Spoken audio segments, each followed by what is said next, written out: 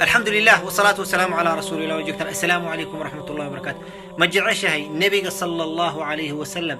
إنا جنة درس كل نقطة الجنة إنا قشت كلي كما هدلو إنا جنة درس كل نقطة هذه هاي سدح ذا الأرض سميش كو كف الأذى dhibkaaga ha ka magan gasho ummadda muslimiinta sida nabiga sallallahu alayhi wasallam noo sheegay qofka muslimka waxa waaye man salima almuslimuna min lisanihi wa yadihi qofka muslimka runta waxa waa qofkii ka magan galeen ummadda kale carabkiisa iyo gacantiisa labo badli nada ama badli ma'ruf ma'rufkaaga wanaagaaga hala arko gacantaada fur bakhiil ha noqonin sida nabiga sallallahu alayhi wasallam noo sheegay dad waxa ugu fiican dadka kale anfaco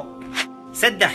wajigaaga ha ka muuqato farxad dhoola cadeyn ibtisaama ha ka muuqato talaqat alwajh nabiga sallallahu alayhi wasallam wuxuu yiri ibtisaamatuka dhoola cadeynta au dhoola cadeynaysa walaalka waa sadaqo qofka muslimka saasa loo baahan yahay dadka qaarkooda wajigooda noo waaseeran wal ciyaadu billah dadkaas oo kale ha noqon saddexdaas la isku daray ayaa waxa la yiraahdaa husnul khuluq nabigana sallallahu alayhi wasallam wuxuu yiri aqrabukum minni manzila qofka igu dhow aakhira markii jannada la gaalo waa dadka ugu akhlaaq badan hadaba walaalayaal akhlaaqdeena an wanaajino barakallahu fiikum jazaakumullahu khayr assalamu alaykum wa rahmatullahi wa barakatuh.